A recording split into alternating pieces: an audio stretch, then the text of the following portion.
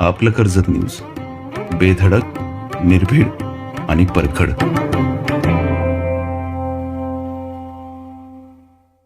कर्जत विधानसभेच्या निवडणुकीमध्ये अपक्ष म्हणून उमेदवारी लढलेले सुधाकर घारे आणि उद्धव बाळासाहेब ठाकरे पक्षाचे उमेदवार नितीन सावंत असतील, या दोघांचा पराभव करून शिवसेना शिंदे गटाचे उमेदवार महेंद्र थोरवे हे आमदार झाले. मतांची गोळाबेरीज लक्षात घेतल्यानंतर सुधाकर घारे आणि नितीन सावंत यांच्या लक्षात आले की जर दोघे जण एकत्र आलो असतो तर निकाल काही वेगळाच लागला असता, परंतु ती वेळ हातातून निघून गेली. पुढे येणाऱ्या स्थानिक स्वराज्य संस्थेच्या निवडणुका आहेत, त्यामध्ये आता वेळ वाया घालून चालणार नाही आणि विधानसभेचा बदला देखील घेता येईल. यासाठी कर्जत परिवर्तन विकास आघाडीची स्थापना करण्यात आली.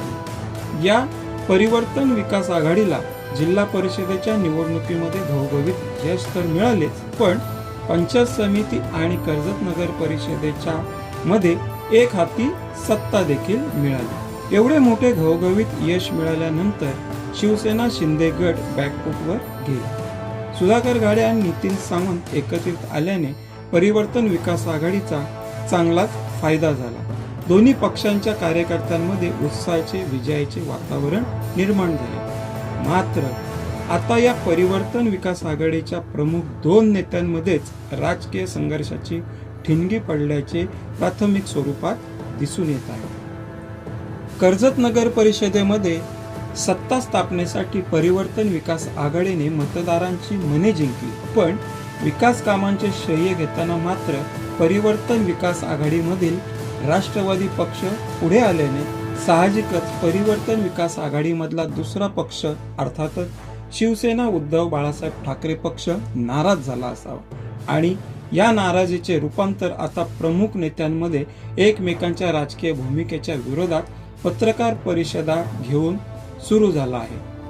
सुधाकर घारे यांनी बेरोजगार तरुणांना रोजगार उपलब्ध व्हावा म्हणून खालापूरमधील टाटा स्टील आणि गोदरेज कंपनीच्या विरोधात आंदोलन पुकारले आहे, परंतु याच आंदोलनाला नितीन सावंत यांनी कडाडून विरोध केला असून हे आंदोलन राजकीय फायद्यासाठी असल्याचे यावेळी त्यांनी पत्रकार परिषदेमध्ये सांगितले.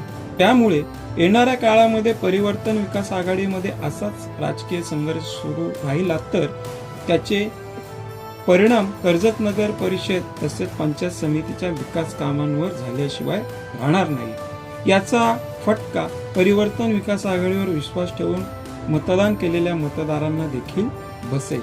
परिवर्तन विकास आघाडीच्या कार्यकर्त्यांचा भ्रमनिरास देखील होईल.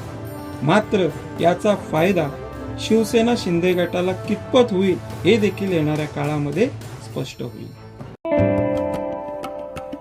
आपलं कर्जत न्यूज यूट्यूब चॅनलला सबस्क्राईब करायला विसरू नका.